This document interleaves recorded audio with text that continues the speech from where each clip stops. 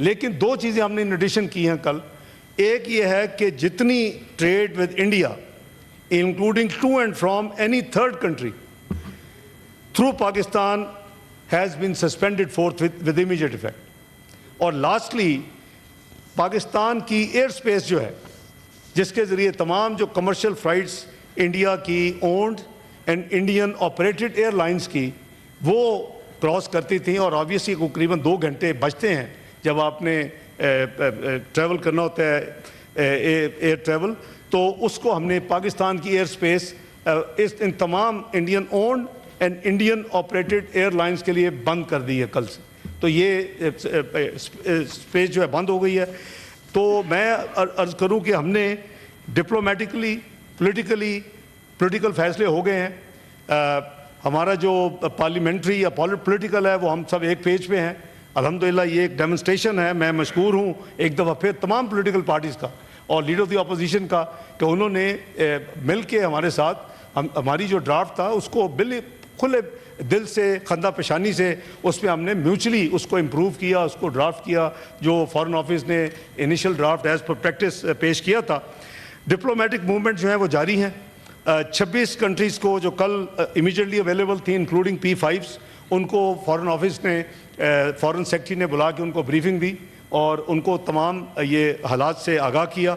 और आज मुझे मैसेज मिला है कि सऊदीया के जो अपना फॉरेन मिनिस्टर हैं प्रिंस फैसल, वो मुझसे बात करना चाहते हैं। ऑब्वियसली यही होगी आइटम जो अंडर डिस्कशन है इस वक्त दुनिया में, तो उनसे 7:30 का टाइम तय हुआ है। और जितने बाकी जो मिशंस कल अवेलेबल नहीं थे उनको आज फॉरेन ऑफिस ब्रीफिंग दे रहे हैं।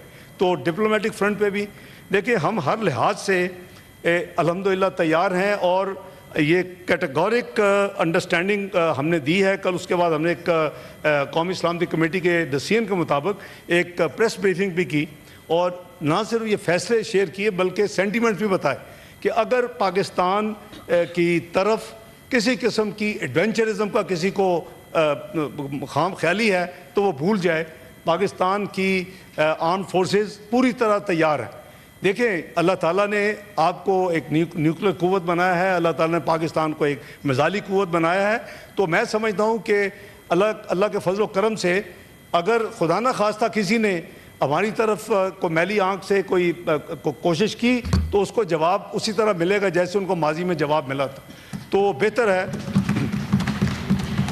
है कि ये वो गलती ना करें, क्योंकि इस गलती से इस रीजन का जो पीस है और इस रीजन की जो स्टेबिलिटी है, इस रीजन की जो ग्रोथ है, इस रीजन की जो डेवलपमेंट है, इस रीजन की जो पावर्टी एलिवेशन के लिए कुछ जो काम हो सकते हैं वो नहीं हो रहे। Already India is a big cause for all these irritants.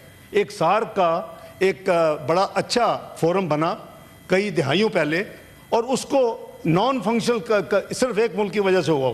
तमाम ममालिक चाहते हैं कि सार्क को आगे लेके जाया जाए, तमाम ममालिक चाहते हैं सार्क मेंबर्स, लेकिन एक मुल्क जो है उसने राइट लेफ्ट सेंटर उसके खिलाफ उसको नहीं चलने देता।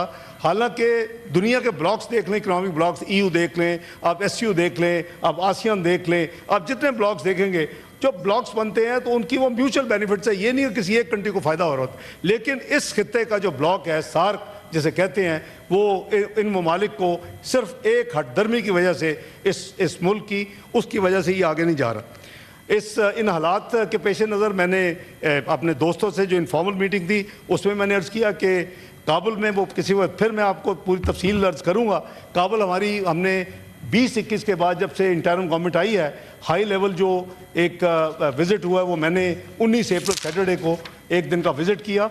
उनके वज़ीर आज़म साहब से मुलाकात तफसील में और तमाम चीज़ें पॉलिटिकल, रिफ्यूजीज़, इकॉनमी, ट्रेड, हर चीज़ की खुल के बात हुई। मेरे साथ senior delegation secretary commerce, secretary interior, secretary secretary railway, ये तमाम लोगों को हम गए थे। लेकिन आज के हवाले से मैं जब भी आप मौका देंगे वो पूरी तफसील में इंशाअल्लाह अर्ज़ करूँगा कि हमने उनको बड़ा